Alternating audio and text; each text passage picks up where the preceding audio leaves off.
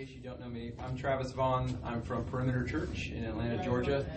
My family and I have been a part of Perimeter for a number of years. Perimeter was a church that was planted by Randy Pope in the late 70s, mid-late 70s. So it's a little over 40 years old now.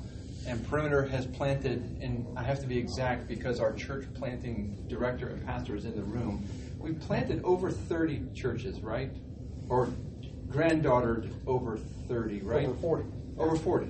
Right. Oh, yeah. There's daughters, granddaughters, great-granddaughters on that one. Yes. So we've been a part of a church planting movement that's not all about Perimeter in Atlanta. But that's where I'm a part of.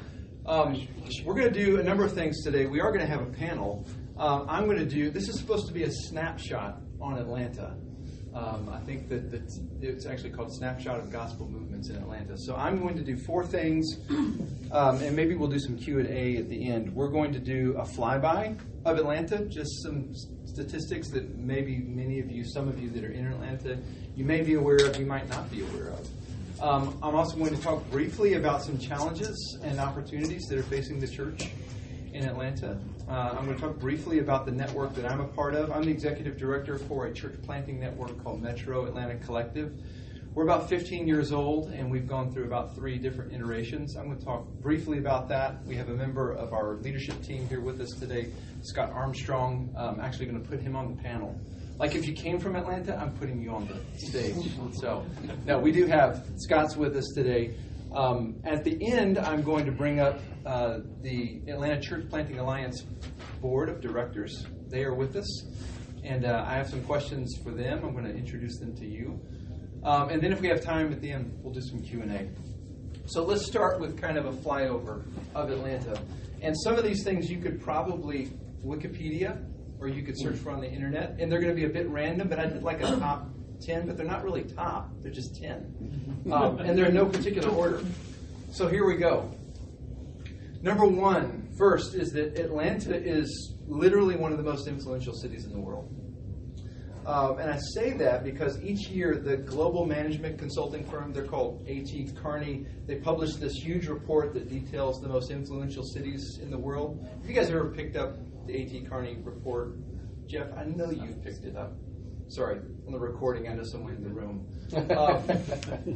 They have a global cities index that ranks cities' performance and a global cities outlook, which ranks a city's potential. And in 2018, actually this year, I just saw this the other day, Atlanta ranked number 35 on the global cities index, which is up from number 38 in 2017. That report measures 5 things. They measure business activity, human capital, information exchange, cultural experience, and political engagement. And so they rank Atlanta among all the global influencer cities of the world. In terms of the country's largest metro areas, and I don't even think, I didn't know this, Atlanta's economy has been the second fastest growing economy, second only to San Francisco of late, which I thought was wild. I didn't know that. Atlanta has one of the top 20 largest GDPs in the world, larger than many countries. That's the big influential part of Atlanta. Let's talk about population growth. So this is number 2 of 10. Hardly any metro area has grown faster than Atlanta's. Atlanta's combined statistical area, their CSA, I'm kind of a demographics nerd, so I always like to look at this stuff. Their CSA is more than 6.2 million people, and in the next 5 years is expected to be 7.3 million people. Last year, only Houston and Dallas gained more people than did Atlanta, growing incredibly fast. Let's talk about number 3, Atlanta's airport, and this is kind of a no-brainer for a lot of us probably, but Atlanta's airport is the busiest airport in the world.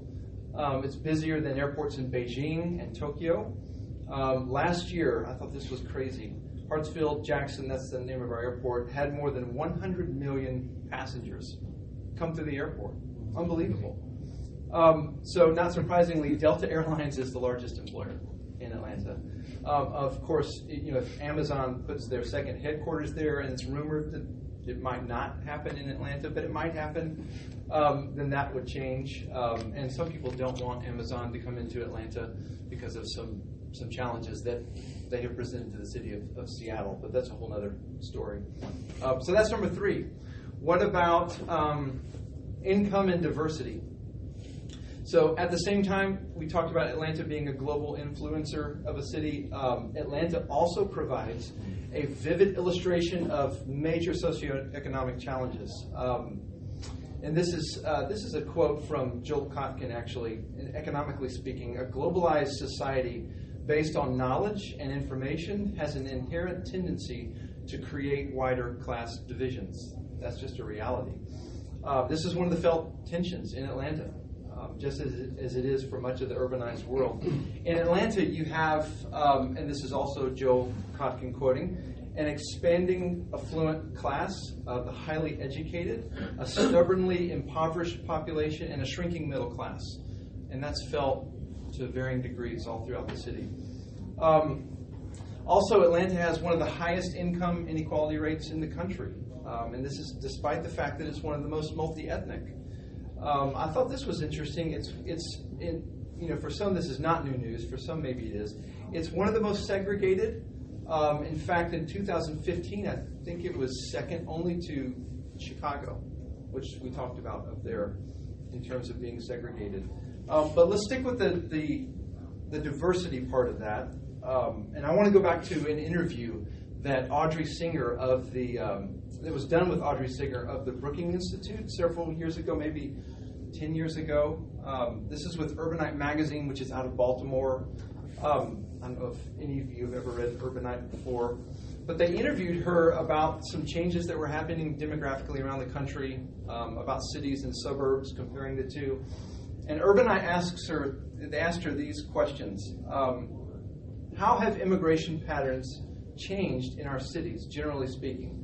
And Singer replies, there are 2 big recent trends. The first is that we are a suburban nation. And now, for the first time, there are more immigrants in the suburbs than in central cities. Related to that is that immigrants are locating themselves directly in the suburbs, whereas in the past, immigrants moved to the cities because that's where the jobs were. There was housing close by. She said there was transportation was usually not a huge issue, and they tended to concentrate there and move to the suburbs when they started to do better economically. This is continuing her quote. Now in massively suburban metropolitan areas like Atlanta, the opportunities are in the suburbs. So immigrants are settling directly there and bypassing the cities because the cities don't have the same function that they used to have for immigrants. The second big trend is the new geography of immigration. Immigrants are landing in big numbers in all kinds of new places like Las Vegas, like Charlotte, other places in North Carolina. But they're beginning to shift to the southeast. I mean, this is 10 years ago when she was saying this, and that certainly has been the case in Atlanta.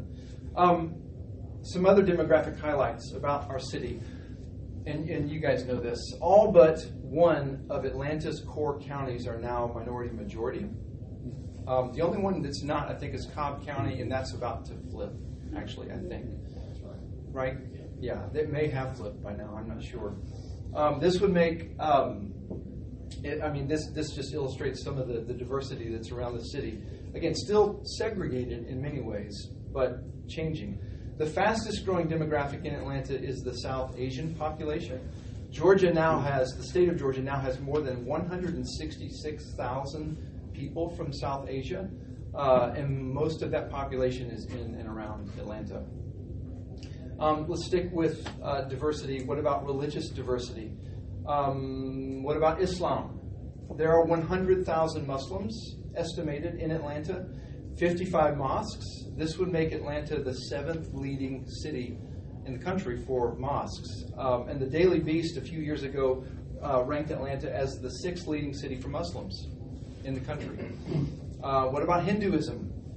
One of the largest, if not the largest. Everybody seems to claim they have the largest Hindu temple. I think Atlanta actually does have the largest Hindu temple outside of India.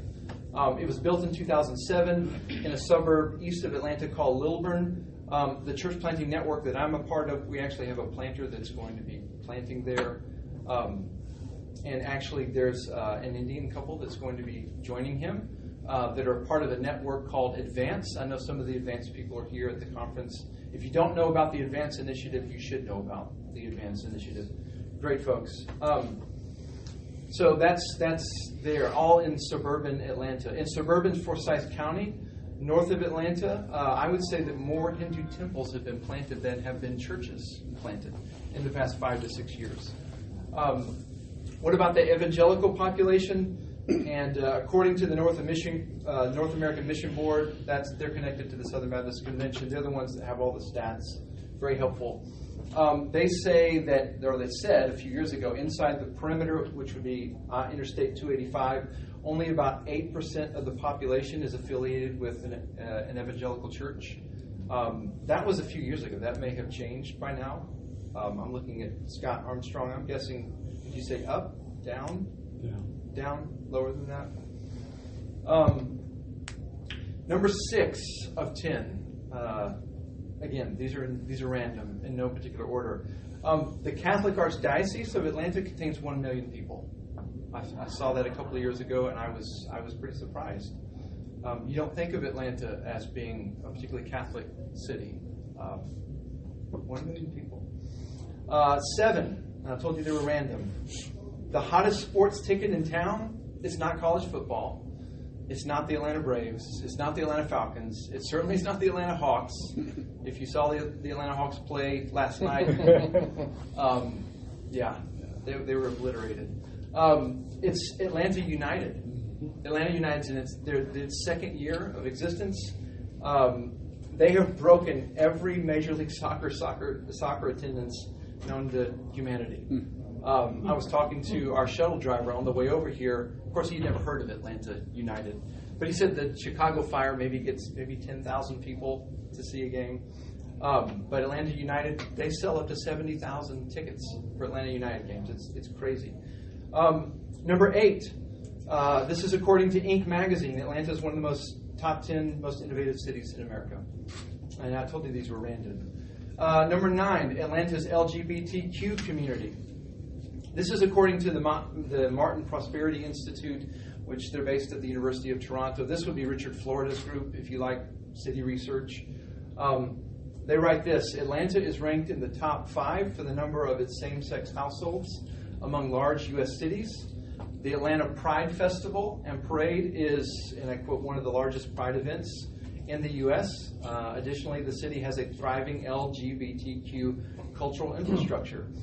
And speaking of, Atlanta Pride just took place this past weekend, and I don't know how many showed up. They were expecting 300,000 people to attend, so not a small number.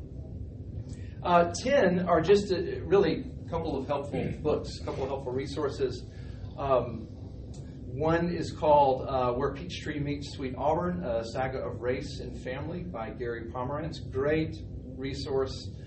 Second one that has been very helpful is called White Flight, Atlanta and the Making of Modern Conservatism by Kevin Cruz. And Mr. Cruz, or is it Dr. Cruz? Does he still teach at Georgia Tech? I think he was at Georgia Tech. I may be wrong with that. So those were top 10. They weren't really top, they're just 10. Let me talk briefly about opportunities and challenges that are facing the church in Atlanta. And I wanted to hear from a voice not my own, and he's not here. I called my friend Leonce Crump, who is pastor of Renovation Church in Atlanta. They're a very fast-growing church near the city's core. And he told me some challenges and opportunities I thought were great. I asked his permission. Could I share these with you? Could I mention his name? He said yes. Was he in Memphis? Yeah, Leonce is great. Very keen eye for what's taking place in our city. He said this about challenges: apathy, the lingering remnants of Christendom, religiosity, the lingering remnants of racism, gentrification, and entertainment culture. Everyone wants to be entertained. Everyone wants the best show in town. He said those are a few of the intrinsics, some of the biggest challenges facing the church in Atlanta. Opportunities. And he said this particularly among millennials. opportunity to connect the gospel to justice, which of course he said could expand into a broader and greater view of God and the gospel itself. He said, I do see an opportunity for a new neighborhood church planting movement as Atlanta moves toward becoming a megacity, broken up into many smaller cities. And I do see an opportunity, an incredible opportunity, to continue to influence the socio-political sphere with some of the new prophetic voices that are in Atlanta. And then he said one more challenge, and that's that he sees an isolationist mentality among a lot of churches and a lot of pastors, of which he said he's been guilty from time to time. The city is not going to change through any one stream or any one movement, so we've got to figure out how to become the church of Atlanta versus all of these little splinters. Those were some opportunities and challenges. I thought he was spot on.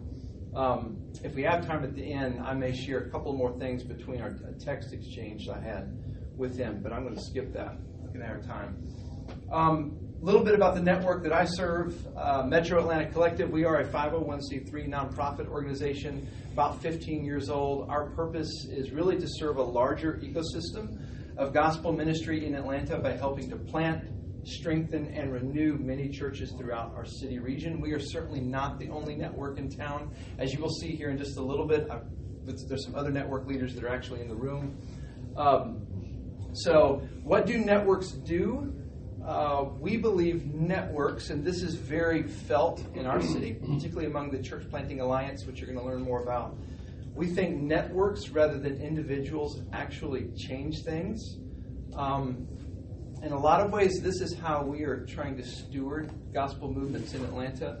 The reality is we don't plant or start gospel movements because this is a city-to-city conference. Many of you have read Tim Keller.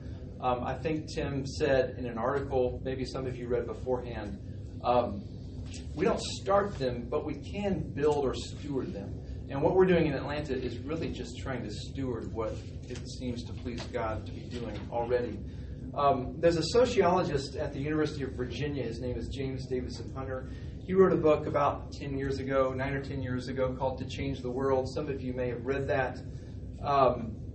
One of his propositions on cultural change was described in this way. I'm going to quote from the text. He said, "The impetus, energy, and direction for world making and world changing are greatest where various forms of cultural, social, economic, and often political resources overlap. In short, when networks of, I'll say leaders," he uses the term cultural elites, and there's a reason he does that, but I like leaders.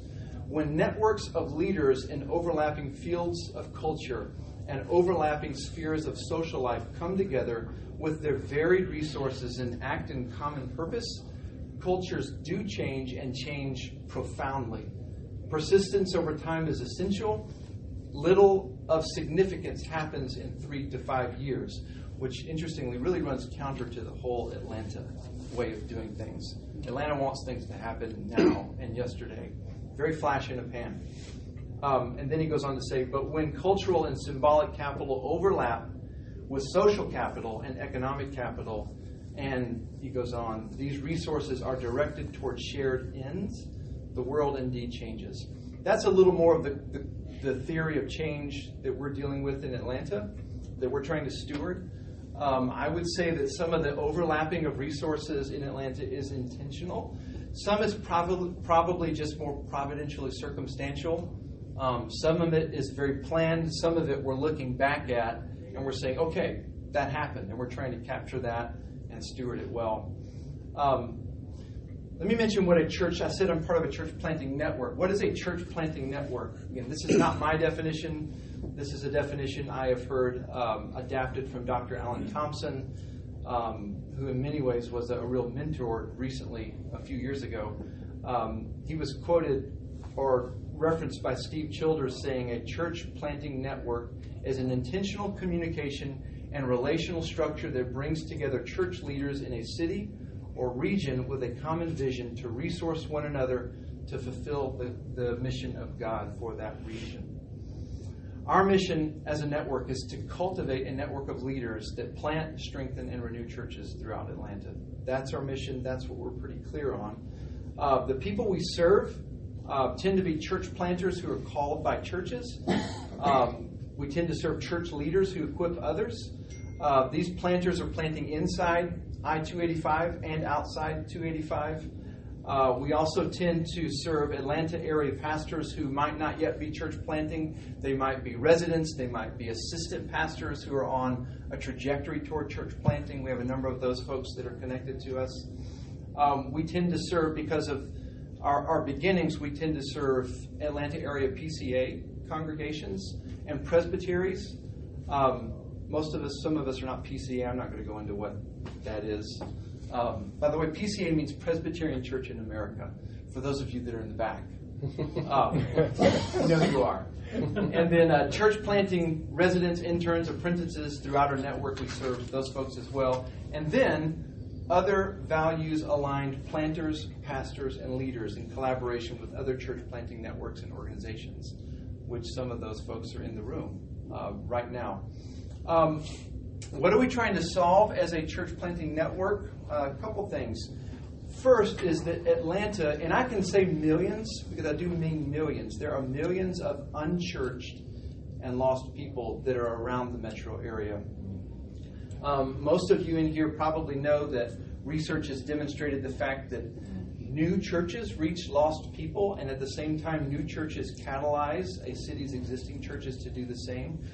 We all read the Tim Keller article about 15 years ago, or whenever it was written, on why to plant churches.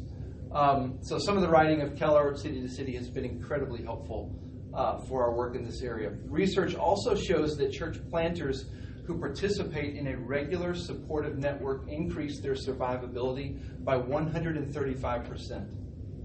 So we believe that by providing a greenhouse and incubator for church planting, we're helping planters and churches not only survive but also thrive and plant other churches. Where was that stat from? Yeah, let me get all the stuff to you right afterward. Can I do that? It was research that was done about 16 years ago, Casey. Okay. Church planting is a process. Leaders who plant churches, they tend to get burned out. This is hard work. So we believe that by creating an environment for church planters and pastors to be cared for, coached, encouraged, and equipped, we can decrease the possibility of burnout and failure. So that's the problems that we are trying to solve as a network. Again, we are not the only show in town. We're not the only node on a network of a bigger ecosystem in our city. But what I want to do is bring up Scott Armstrong first. I'm going to introduce a panel to you, slowly, one person and then four. Scott, why don't you come up here real quick? And I grabbed you right before this, so... I had a long time to prepare. Yeah, you had a long time to prepare. You've been a part of the Church Planting Network in Atlanta for 13, how long? Yeah, 13 years. A long time. So your church is over 10 years old now. Mm-hmm. So can you talk about how has a network like Metro Atlanta Collective helped you over that decade plus of work? Yeah, well, there was always a form to fill out every month when I was a planter. And the thing that I always put down either was prayer, because we have about an hour of prayer that we do together. Either put down that as being the most important thing, or what was called table cohort. So these are opportunities where there's a problem that you're wrestling with. It could be a personal problem. It could be something that's more professional in terms of planting, a skill set issue. We would actually share that problem, and then actually veterans who planted churches or people who are also in the process of planting, together we're talking about what that issue is. And so when you put together multiple people like that in the same field, often you can see things that you just can't see. There's the old Chinese proverb, never ask a fish what water feels like. And so sometimes we can't see, but someone who's not currently planting can see those things. So those are by far the most important things. We're a daughter church, a perimeter church. That was already mentioned, Randy. But the most important thing wasn't my time actually at perimeter proper. It was actually in the network with other peers. Let me ask you this question again. Didn't prep for this one. It wasn't one of the questions I sent ahead of time. Oh gosh. So we're talking about gospel movements and cities. We're giving a snapshot on Atlanta. What have you seen and this will probably be easy for you. What have you seen change in terms of the church planting world over the past 15 years in the city of Atlanta? Maybe what has changed, what has stayed the same, maybe what needs to change. How much time do you got? Yes. 2 minutes. Yeah, right. So I would say the thing that has changed the most is that when I came in 2005, there were no, and I don't like the word evangelical because it's been so politicized, so I'm going to use the word orthodox, small o. Orthodox churches in the city that were being planted, there was nothing in 2005 in really the city center and the core where I'm at. But I'd say within probably 3 or 4 years, that changed pretty dramatically. You mentioned Leon's. Leon's is one of the larger church plants that's come in. There are about 1,000 people. But there have been plenty of others, and a lot of them are what we call parish model churches. They're really for 1 or 2 or 3 neighborhoods in the city. And there are a lot of those now because there's just so many millennials in particular that have come in for the job market in Atlanta. And they've settled around what's called the Beltline, this new transit project in the heart of the city, sort of like a mini perimeter within the perimeter. And so I would say that's something significant that's changed. I would say what hasn't changed is let me say this. One more thing that's changed is that just in the last 2 years, I would say the network, Metro Atlanta Collective, we're beginning to see this, has begun to really ethnically diversify. If you looked at our network, if you had visited Atlanta even 5, 6, 7 years ago, you would have seen virtually all Anglos in the room. And now, probably about 30 to 35% of everyone that comes now as a planter is non-Anglo. And so that's a huge thing because Atlanta has been so changed in the last 10 to 15 years ethnically. He was talking about the Atlanta United team and why they saw, they have here's another little factoid here. I think the top 5 attendance records internationally in terms of soccer, Atlanta has 3 of the top 5. Think about that for a second. And I was telling someone, why is Atlanta... You're talking Manchester United, Premier League. Yeah, yes, exactly. Okay. Well, the answer in part is Atlanta has become so global and so international that a sport like football, universal football that is, or soccer, has been so explosive in terms of connecting ethnic communities, neighborhoods, that sort of thing like that. So our network is beginning to change. I think we still have a long way to go to really reflect the city, but it's beginning to change. I would say something that hasn't changed is there's still, I'd say most of our churches are not ethnically diverse. And so I do appreciate what Mark Job said about certain neighborhoods, if they are primarily one ethnicity, they should probably reflect that. That shouldn't be a surprise to us, in other words. But because of our past, that many of you probably you're here in Atlanta, or this one because you're familiar enough with Atlanta to know our story of race and how divisive it's been through the civil rights era, before that and afterwards. We still have a long way to go, for sure. Very cool. What about, so this is one of the questions actually you did. I'm going to tee this up a little bit. One of the questions you looked at ahead of time. What about gospel movements in Atlanta? So church planting is certainly a part of that. It's not the whole of that. What have you seen take place regarding movements, or not, in Atlanta? Man, the most encouraging thing that's happened is an event that happened just 2 months ago called the One Race event that I think you'll be familiar with. There's probably a few of you in this room. So Dr. King, famous address, in Washington, I have a dream. And one of the things he said in the speech was, he said, from the top of Stone Mountain, if you're familiar with Atlanta, the big rock, granite, big dome rock there, he said from the top of Stone Mountain, and he mentioned all these other places, let freedom ring. Well, the reason why he said that was in the 1920s, it was the first place that the Ku Klux Klan burned crosses publicly. It was on the top of Stone Mountain. And so there are a group of primarily, not all, there's some Latino, but primarily African-American Anglos began about 10 years ago to pray. And they've been praying for the last decade through a thing called the International House of Prayer, IHOP. Not the IHOP you're thinking of, different IHOP. And they prayed that God would bring revival and renewal, and part of that would be racial reconciliation. So that event took place in August. And there were thousands of people both on top of the mountain and at the bottom of the mountain.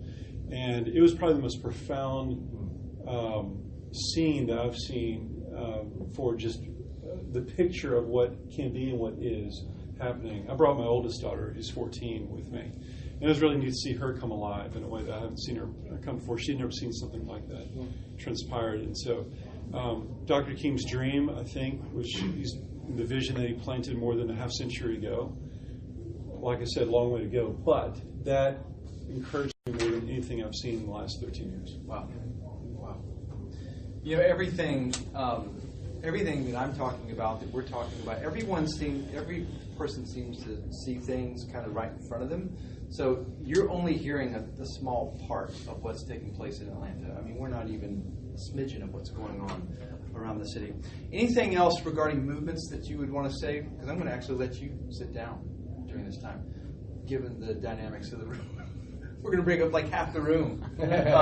So anything else, though, you would want to say? Well, I'm not sure as much as movement, but something that Metro Atlanta Collective, I've been part of this for 13 years, that I've been very passionate about is really caring for the emotional health of church planters.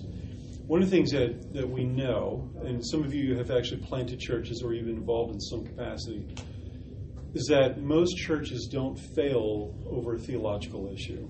I mean, if you look at just pure, raw, blunt stats, the reality is it's emotional, it's internal. And so part of what I talk is about the interior life. What is the interior life of a pastor, in particular a church planter? I would say probably the only thing more difficult than planting a church is revitalizing an existing church that has one foot in the grave, of which in the city of Atlanta there are 1 billion. And so that's my passion, and I think that for networks to be healthy in the future, that's got to be a critical component. And it's one that I think most networks actually miss.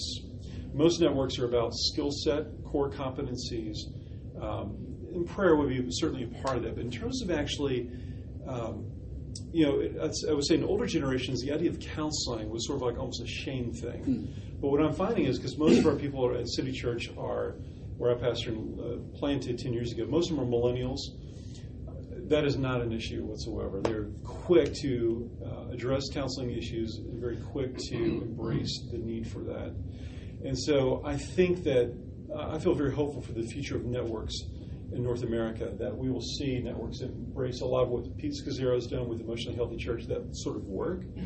But I think that if we really want to see the future of churches be successful, we're going to have to really do a better job of supporting emotionally.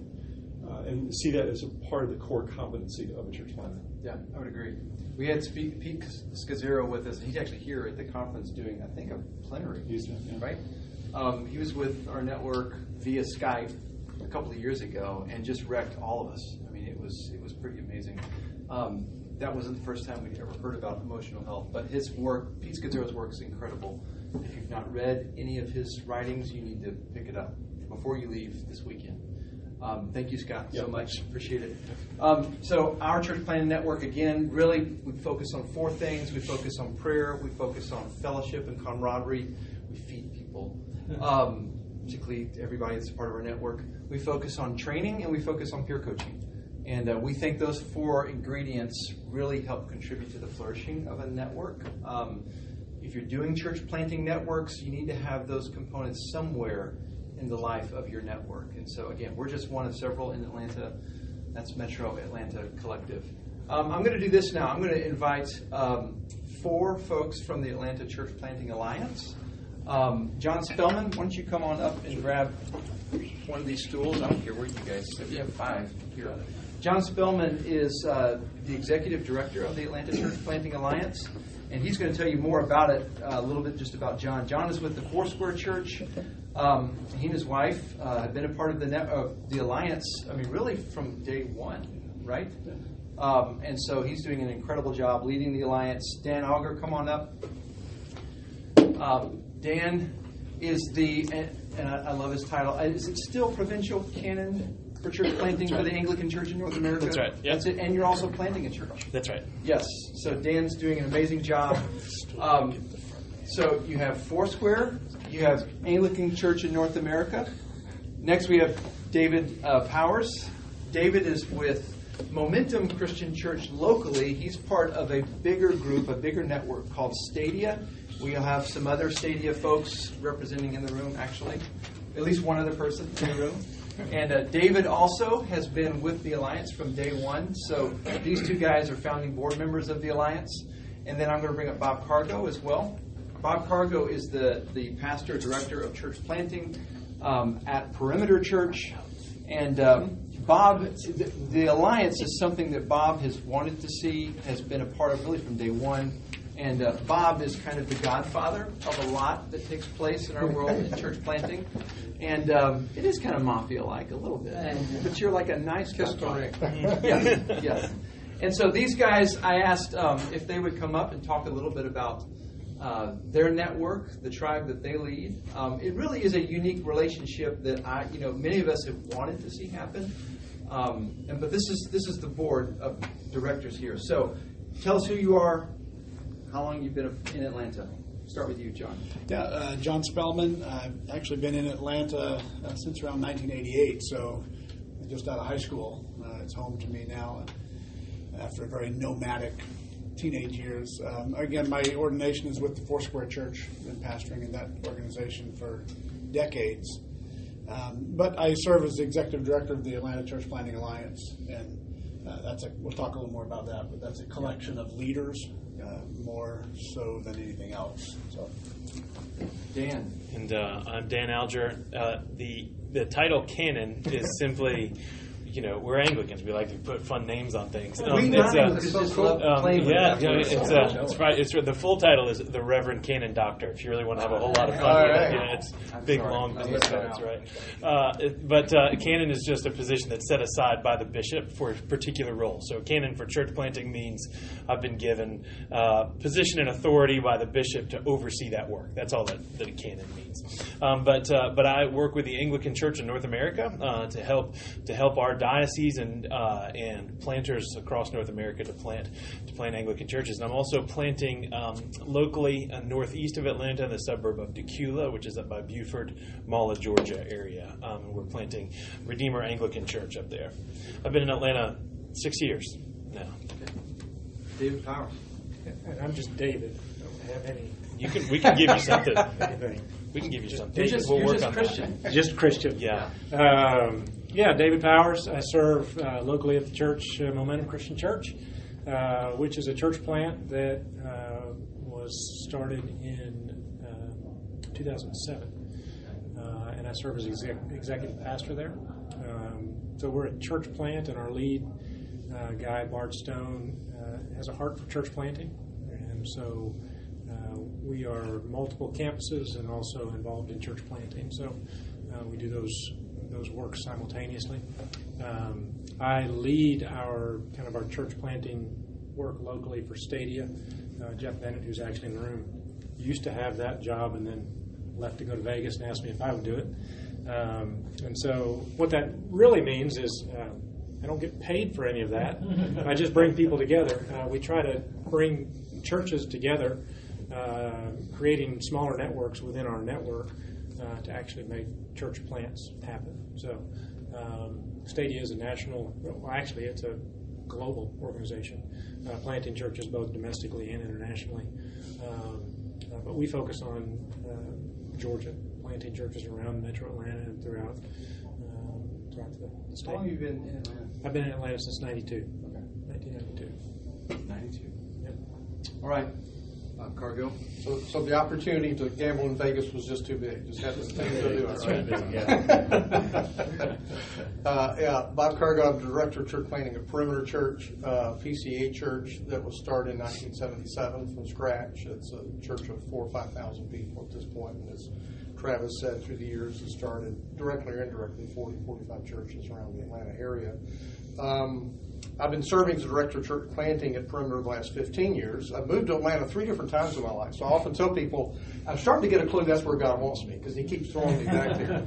And the first time was between college and seminary. I was Southern Baptist at that time and served as a youth pastor at a large Baptist church in the Buckhead community of Atlanta, which is an affluent area north of downtown and north of Midtown. Came here to Chicago for seminary at Trinity Evangelical Divinity School in Deerfield, and during that time came into the denomination where I am, and then planted Perimeter's second daughter church and took a core group of about 70 people out of Perimeter, big core group, obviously. And we were there, my wife and I, for 13 years. The church grew to about 1,000 people or so during that time. Pastored in Florida for a while, and then I've been in this role with directing church planting for about 15 years. And what we've done at Perimeter is connected with Metro Atlanta Collective and with the Alliance. And so in many ways, the presence of Travis leading Metro Atlanta Collective, John leading the Alliance, these people here answer to a lot of our prayers for many years to see this church planting thing grow and influence, and we're very thankful for that. Yeah, John, why don't you talk just briefly about, so what is this alliance? Yeah, we, around the end of 2012, just to give the Cliff Notes version, and you can correct me, Travis, if I hit your dates wrong, you've been there from the beginning. I was serving a district leadership role in the Foursquare Church, so I was the church planting guy, and Travis was conducting research, connecting with church planting leaders of multiple denominations. And so in that capacity, he actually contacted me to see what was the Foursquare Church doing in Atlanta. So that's how we met. Soon after that, actually, my role with the denomination was repurposed. And so I actually, pretty quickly after that, was no longer the church planting guy in Foursquare. But something happened here, and God began to really knit our hearts together, I think. And so over the next year, as Travis was connecting some dots among church planting network leaders, we began to convene regularly for friendship, learning community, and moving on. And then into 2014, we just progressively formed, I say formalized, there's nothing formal about it, but we just continued moving forward, created some specific roles. I wound up, probably because I was a guy that didn't have a job, I had a lot of time on my hands, I became the guy to be the executive director, right? And we formed the 501c3. We are a 501c3 organization. What we found early on is that our very narrow focus is on people who lead networks. We did not see a need to create another network for planting churches, because denominations are doing a lot of that, networks are doing a lot of that.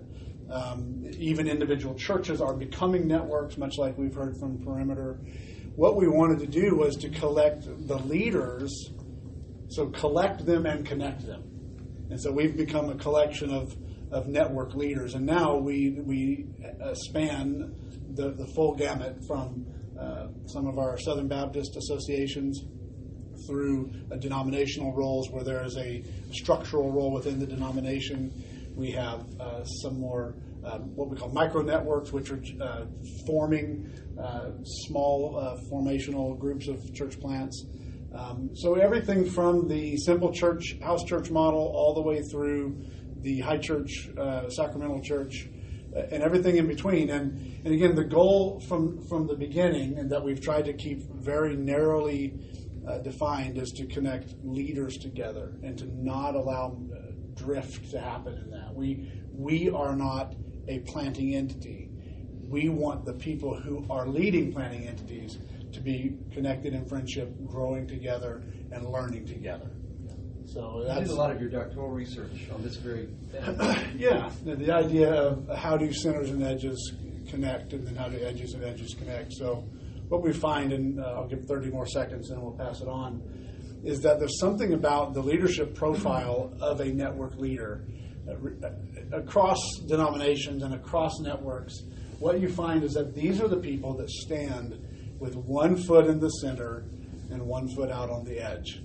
And they are the interpreters oftentimes within their organizations. They're the ones advocating for and bringing peace between centers and edges.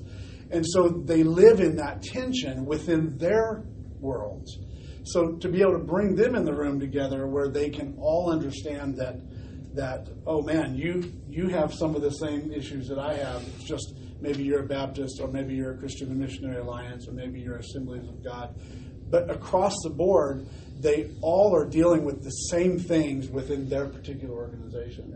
And so I think there's just some friendships that are beginning to form, and we're still very young, still very new organizationally speaking. But something about those folks who stand in that gray area between the center and the edge, it's hard to understand that if you've never led in that space. But if you have, you understand it immediately, instinctively. Yeah. Let me ask other panelists. Let's say one of you talk about something that you love uniquely about Atlanta. Two of you talk about what are some of the challenges you see facing the church in Atlanta. Church as a whole, not just one church or your church, but the church as a whole. But somebody start with what's one thing that they love. Maybe it's a strength about Atlanta, besides just being much warmer than cities like Chicago. And Soccer, apparently, it's pretty good.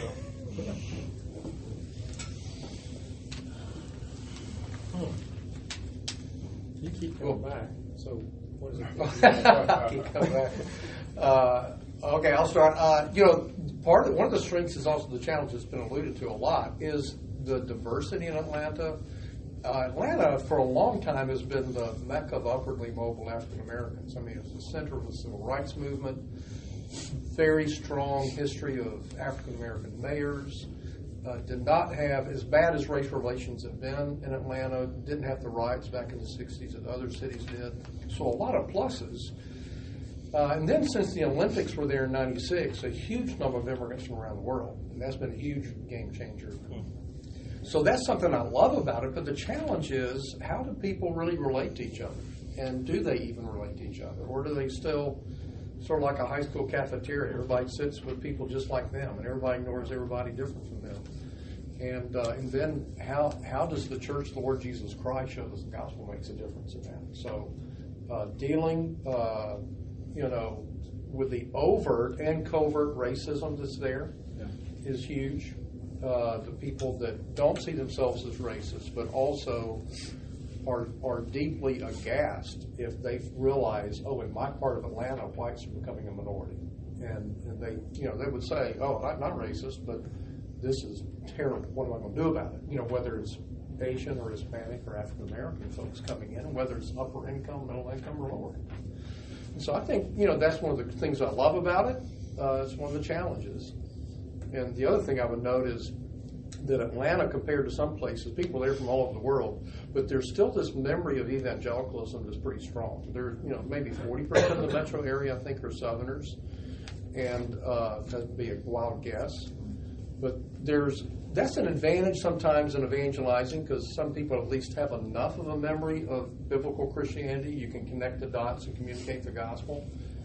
But in other cases, people are hating on the gospel because of that background. There is a hatred for evangelicalism and a hatred for the gospel because they've been burned. They've been hurt by, Christian churches and Christian people. And I've noted for a while that it seems like a lot of other cities, I hear about new church plants using the buildings of mainline churches. That just never happens in Atlanta that I'm aware of. The mainline churches that did not believe the gospel, the last thing they want is for a gospel-believing church to use their buildings. They just will not let that happen. And then also, some of our folks that are, really love the Lord, want to share their faith, they really don't understand the worldview that other people are coming from. People have come from Asia, or come from Central South America, or they come from New England or the Pacific Northwest, and don't even have this connectedness at all of the gospel. They don't even know where to start in evangelizing a friend, and that becomes a real challenge. So David, Dan, what are some things that you guys have noticed through your lens that seem to be broken about our city? I was just going to kind of dovetail on the end of that of religiosity, if you will. It's the South. Everybody thinks it's the buckle of the Bible Belt, and you have a vast majority of the population that can speak the language of church, or they can even point out that's my pastor, but maybe they've never even been to that church, or maybe they go once or twice a year, or they have a sticker on the back of their car. They might have a sticker on the back of the car, or mama Which was is a Baptist. very true. Yes, we're a sticker-happy culture in Atlanta. But maybe mama was a Baptist, or grandma was a Baptist, or my family's been in the Presbyterian church, whatever it is, and so faith by heritage And so I think we've seen a lot of church planters have a hard time coming to Atlanta and trying to plant and establish churches. I actually had a church planter tell me that it was hard to get his church planted because there were no lost people. I'm like, you obviously have missed it. But it is that thing where having those conversations with people who feel like they go to church or have a faith or whatever it is, but they're as lost as anybody that's never even heard of Jesus. So I think there's some of that, and I think then the other side of that too is how international Atlanta has become. That people don't often have that sense of how unchurched that it really is. Right. And so there's some of that that's missed. And I think even a thing that you alluded to earlier, just even how we're seeing a lot of that immigrant growth in the areas outside of the urban core. We have a young lady that is new to Momentum, is attending. She is Nigerian. Her husband is still in Nigeria, but she's here with 3 kids because her youngest, Gregory, has sickle cell. So her husband sent her and the kids back to the U.S. to get better health care. And so just even talking with her of, why did you end up in Henry County? Because we don't have any, we don't have mass transit and all these kind, and so County south of South. on the south side of Atlanta. But she even speaks to just, she's tried some Nigerian churches and doesn't feel welcomed and connected there. And so trying to even find her place, in the U.S. And so, yeah, it's all of those things that now are what make up and people look at Atlanta and they look at all of the flagships of the denomination. We got massive mega churches there, but there's millions and millions of people that know Jesus. Yeah. Yeah, I speak a little bit more from a suburban context. That the church that I'm planting is outside of Metro Atlanta, but Atlanta extremely affects our lives. And I think the word you mentioned earlier of apathy is a plague in the suburbs. They're so busy with so many other things that they just don't have time for church, and they don't have time to be a part of the body. And so they've justified that theologically then of, worshiping alone and by yourself, and Jesus knows my heart kind of attitude.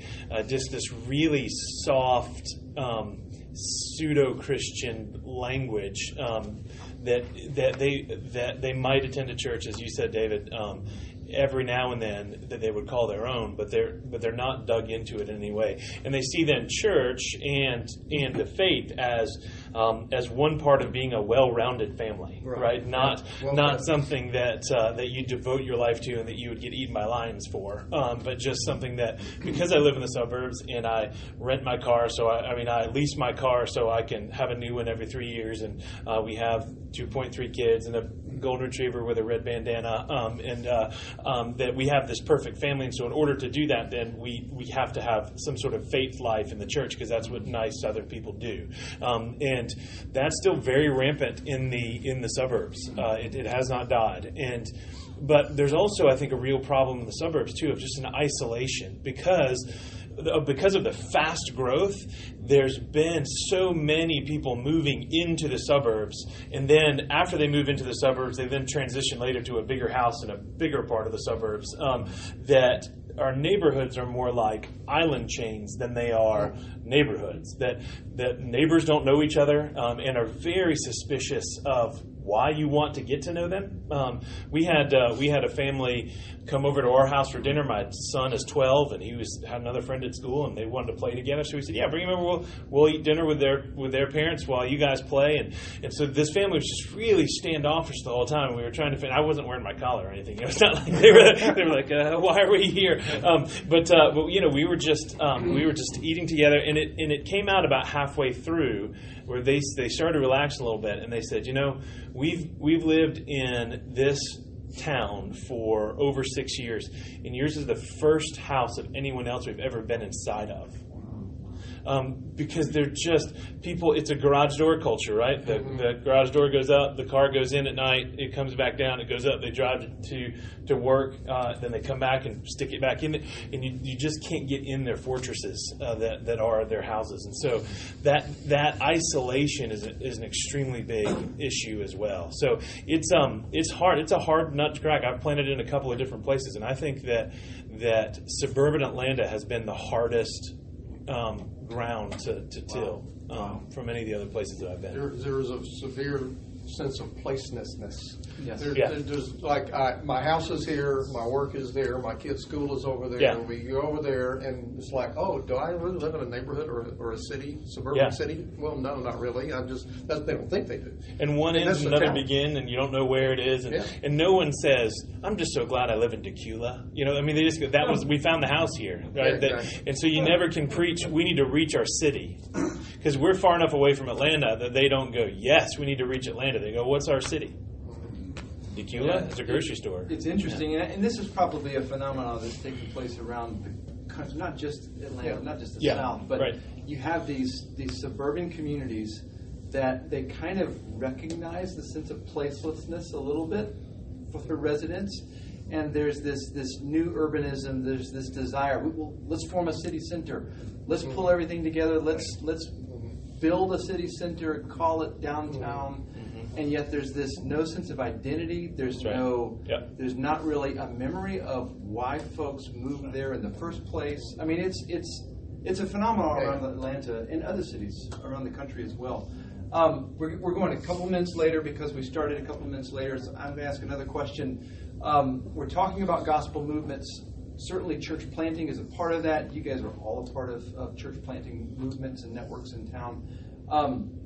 What about other nodes on a bigger network, a bigger ecosystem of gospel movement around Atlanta? Maybe faith and work integration, maybe justice-related issues. I mean, some of you guys are part of, or seen some work that's been taking place there. I'd love for you to say something about that. What about other movements of churches that have come together to identify an issue or a need in the city, and they've rallied around that? Have you seen anything else like that in the city of Atlanta? I'll just quickly speak to the faith and work integration. In my personal life, that's really where I live. I spend most of my hours of my days engaged in business. I see business as mission, and the friends and colleagues of mine, my business partners, also see business as mission. So we're not operating nonprofits, we're operating for-profits, but we understand that everything that we put our hand to, God has put in our hands, and I'm finding that more and more, just bumping into people who have that same mindset, not because of any formal association or any meeting we went to, just because we do business together. Right? It's amazing how we discover once you get under that first layer, you can figure out that somebody really sees themselves as, I've been put here by God for a reason to make a change in the life of my family, this community. My family's embedded in this community to do good work. It's encouraging. It's encouraging to see that. Any others? And we'll make this the last one because the Chicago group just lit out. Right. Well, I was just going to say to that end, because John's kind of operating in that coffee world. I'm talking to some guys and seeing much of that with funds that are harder to get a hold of even for church planting. I'm starting to see more and more of that happening around the city, where they're starting to partner up some of those things where coffee specifically, whether it's roasting of beans or selling of coffee in coffee shops and planting churches and trying to have some of those collaborations where you're offsetting some of the costs of the church plant, but at the same time you're embedding in the community. So I do think there's more and more of that where some of the planters that we're seeing, some of those movements that are happening, where they're trying to get in and incarnationally be a part of the community, and some of those communities specifically that are a little more places with a place, in Atlanta. There's a lot of placelessness in Atlanta, but I think there's a lot of places as you get more into the city that have place and have name and history that goes with that, and I think a lot of that is being revived here. And so some of those places you see people going to and wanting to be a part of, and seeing some of those businesses and some of those church planting activities kind of happening together. So I think those are positive, healthy things that are taking place. Yeah. I think to end things too on a really positive note, one of the things that's super encouraging to me is the sense of collaboration and city's point of view. Yep. Churches are a drain. Yeah. Oftentimes because they don't pay property taxes, they don't pay income taxes, Yep. and they tend to be insulated. Do you subtract for those things? I'm just curious. No, we say again the question. Opportunity cost, Yeah. because if it wasn't for a church, it would be a business there that could contribute something else. So. Yeah, so there's other directions to take the calculation, but what this answers is things when I was in budget meetings as a counselor and would come up like that, and you would say, well, no, they're kind of good, they should be there, but you don't have anything pragmatic to say about them. I would say now in those cases, and I've been at many trade shows and stuff where I've talked to mayors and counselors, and I'd say, well, fine, if you don't want them, let's say you want to tax them, or you want to put extra burdens on them because you don't think they're carrying their share. But if there's 50% less of them in your community in 10 years, your quality of life in that community will be lower because you can't possibly afford to fill the gap. The reality is municipalities are so cash strapped that you can say that it costs them $4.70 per dollar, but they would never afford that. It just means quality of life will diminish. And in fact, we're building some suburbs and other places with no provision for any religious institutional space. And I would say the long-term prognosis for those communities is that it's going to be difficult. They're going to face uphill battles. So whether it's $4.77 or $2.77 or whether we've calculated everything in, it is in a sense kind of illustrative of the point that they're not, you can't just automatically say it's negative. We put a pin in the board to say, no, it's positive. If you want to provide counter evidence, great. Let's talk about it. We need more research on these groups. And there's clearly not enough done. Ram's a leading pioneer. I asked him when I met with him years ago. I said, who else is doing this? He says, nobody. We're leading the edge. And Ram himself is not a person of faith. He doesn't, but he just has studied them and said, these are remarkable entities in the landscape. What are these things? Well, they're these congregations. So it's quite interesting, actually, to see that develop. So where did I say we'd go? Oh, yeah, there. Yeah, and then. Just a comment. I'm a former city planner, now a pastor, and I would say among my colleagues, and so this is more of an exhortation, this stuff, learning just even a little bit of this, helps you avoid accidentally encouraging actions by your city that will have long-term negative consequences. So knowing even a little bit of this, just reading one of these things, would help you when you are in a meeting for some other random reason to not accidentally encourage something that will have long-term negative consequences. It's just a really good point. lens. I would also suggest that I think most of the people that should be involved in these structural strategic things aren't the pastor. I think in all of your groups there is that one or two people who, like myself, have a certain nerd gene along the line that just need to be released to go and say, pay attention to this for us. I'm not suggesting you need to do this. In fact, I would argue, find someone else. Somebody around you gets really excited thinking about this stuff. It might be strange. I mean, there's people around me who don't really, this is odd stuff. Why do you like doing this? I don't know, but I do, and I think it's important. So just encourage you, I think, along that somebody needs to be literate. You don't all need to be literate. We don't all need to be doing this. But somebody needs to be, and that could be a really valuable piece in the puzzle. Yeah.